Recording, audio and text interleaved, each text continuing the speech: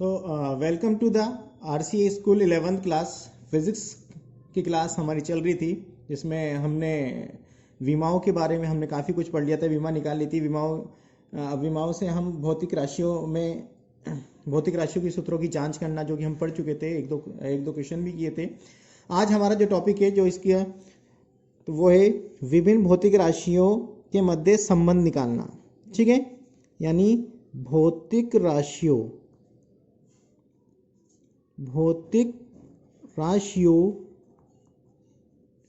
के मध्य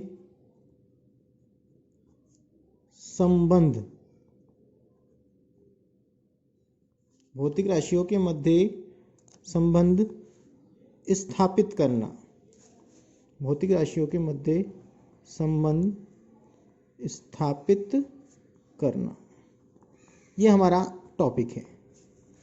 ठीक है, पर किसकी सहायता से? विमीय समीकरणों की सहायता से हम ये निकालेंगे, विभिन्न भौतिक राशियों के मध्य संबंध। ठीक है, तो इसके लिए हमें क्या करना पड़ता है कि हमारे पास एक क्वेश्चन दे रखा होगा, उसमें हम क्या करेंगे कि जैसे मान लो कोई राशि दे रखी है, भौतिक राशि, जैसे कोई भौतिक राशि दे रखी है, मान लो मैं भौतिक राशि दे रखी है P, और वो डिपेंड करती है, निर्भर करती है किस पर? फंक्शन पर, किसी भी मान लो A पर, B पर, C पर। ठीक है, तो हम इसको क्या करेंगे, हम P जो समानुपाती है, निर्भर का मतलब A पर, B पर और C पर, तो इसको हम इसके ऊपर घात के रूप में लिख लेंगे x y z, और P बराबर K जो कि एक नियतांक हो जाएगा, और यह आ जाएगा A x B y और C z। ठीक है, तो इसका यूज़ करते हुए हम जो है वो एक फॉर्मूला डिराइव करेंगे, है ना। इसमें तो अभी हमने नॉर्मली बताया, जब हम इस पर क्वेश्चन करेंगे तब हमें इसके बारे में पता लगेगा कि हम कैसे इसमें मान निकालते हैं। ठीक है, तो हमारे पास एक क्वेश्चन है, तो मैं क्वेश्चन पढ़ रहा हूँ, और ये क्वेश्चन जो है वो उदाहरण नंबर 14 है बुक में, और जो कि तो इसमें क्वेश्चन दे रखा है कि स्वतंत्रता पूर्वक गिरती हुई वस्तु द्वारा तय की गई दूरी के लिए सूत्र, ये आपको सूत्र दे रखा है, ये मैं क्वेश्चन दिख रहा हूँ, सूत्र H बराबर 1/2 GT, 1/2 GT की सत्यता की जांच। यानी आपको दो क्वेश्चन, मतलब है एक जो हम इससे पहले वाला टॉपिक पढ़ा था वो भी दे दिया, सत्यता की जांच। यानी एक तो हमें करनी है सत्यता की जांच कि भाई ये फॉर्मूला सही है नहीं, तो ये हम कल निकाल चुके हैं, तो बहुत सिंपल है। और यदि सूत्र गलत हो तो सही सूत्र क्या होगा, अच्छा ये भी करना है, मतलब बहुत अच्छा क्वेश्चन है ये। ठीक है, तो सबसे पहले तो कि हम ये देखें कि सूत्र सही है कि नहीं। जब सूत्र सही होगा तो जांच निकालने की जरूरत नहीं पड़ेगी। सूत्र सही होने के लिए हमें क्या करना पड़ेगा, LHS की विमा निकालनी पड़ेगी और RHS की विमा निकालनी पड़ेगी। ठीक है, तो दिया गया सूत्र हमारा यही है। उसके बाद में अगर मैं लिखूं LHS की विमा, क्या लिखूं मैं? LHS की विमा। अब LHS में मुझे पता है क्या दे रखी है, H मतलब हाइट, मतलब सिर्फ लंबाई दे रखी है, दूरी दे रखी है, तो MLT लिखते हैं बड़े कोष्टक में। तो M तो है ही नहीं द्रव्यमान कहीं, L है, दूरी है एक बार, T है ही नहीं कहीं, तो LHS की विमा। और RHS की बात करूं, RHS की विमा मैं कैसे निकालूं? दोनों की विमा अगर बराबर आती है तो क्वेश्चन वहीं सॉल्व हो जाएगा। 1/2 संख्या है, इसको हम नहीं यूज करते। G त्वरण है, क्या है? त्वरण का मतलब क्या होता है? दूरी बटा समय का स्क्वायर। ये तो हो गया किसका? G का। गुरुत्वीय त्वरण के दो त्वरण समय होती है, दूरी बटा समय, वेग बटा समय, वेग का दूरी बटा समय, तो दूरी बटा समय का स्क्वायर, और ये क्या है? समय मतलब t। तो अगर मैं इसको लिखूं, क्या लिखूंगा? MLT। भैया m तो कहीं है ही नहीं इसमें, छोड़ो, 0 लिखूं, मतलब L एक बार आ रहा है। अच्छा t जो देखो, ये एक बार से एक बार कट गया, लेकिन नीचे एक बार बचा, नीचे बचा एक बार, तो ये ऊपर जाएगा तो -1 बार। यानी LHS की विमा और RHS की विमा क्या बराबर है? M0 L1 T0। m0 l1 t minus one, ओ यानी ये इसके बराबर नहीं है, यानी ये सूत्र सही नहीं है। तो यहाँ पर ये जो बराबर का चिन्ह लगाया ना मैंने, ये बराबर का चिन्ह नहीं आएगा, अब आएगा इक्वल टू बोलता है अगर अभी, तो अगर बराबर आ जाता तो इसको बोलते हैं नॉट इक्वल टू। क्या बोलते हैं? Not equal to. ठीक है, तो क्वेश्चन में दे रखा है भाई अगर ये सही नहीं है तो भाई सही सूत्र तो निकालना पड़ेगा, यानी जो इसकी दूसरी जो एप्लीकेशन है उसका यूज हमें करना है। तो दूसरी एप्लीकेशन का यूज करते हुए हम क्या करने वाले हैं? सूत्र की स्थापना। क्या कर रहे हैं? सूत्र की स्थापना, कि भाई सही सूत्र क्या है। तो सूत्र की स्थापना हम करने जा रहे हैं। तो सूत्र की स्थापना के लिए हम सबसे पहले कि भाई जो h है, हाइट, भाई दे रखा था कि भाई स्वतंत्रता पूर्वक गिरती हुई वस्तु का प्रारंभिक वेग शून्य होता है। हमें पता है अगर कोई किसी वस्तु को ऊपर से छोड़ रहे हैं तो कोई वेग देकर नहीं छोड़ रहे, वो तो अपने आप ही नीचे आएगी, यानी प्रारंभिक वेग शून्य है। अतः वस्तु द्वारा तय की गई दूरी जो है वो किस पर डिपेंड करेगी? केवल g पर और t पर डिपेंड करेगी, यानी h जो है, जो हाइट, जो दूरी है, वो समानुपाती होगी केवल g पर, गुरुत्वीय त्वरण पर, और t पर। इसकी घात में लिख दूं अगर a, जैसे XYZ लिखा था, कुछ भी लिख सकते हो, a और b लिख सकते हो, कुछ भी लिख सकते हो, यानी h बराबर अगर मैं लिखूं समानुपाती नियतांक के g a t b। ठीक है, तो वापस वही निकालना है मुझे। अब मैं लिखूंगा वापस LHS की विमा, सेम करना है भैया। LHS की विमा, वो LHS तो हाइट ही है, यानी m0 l1 t0। सही है भाई। अब मैं बात करूं RHS की विमा की।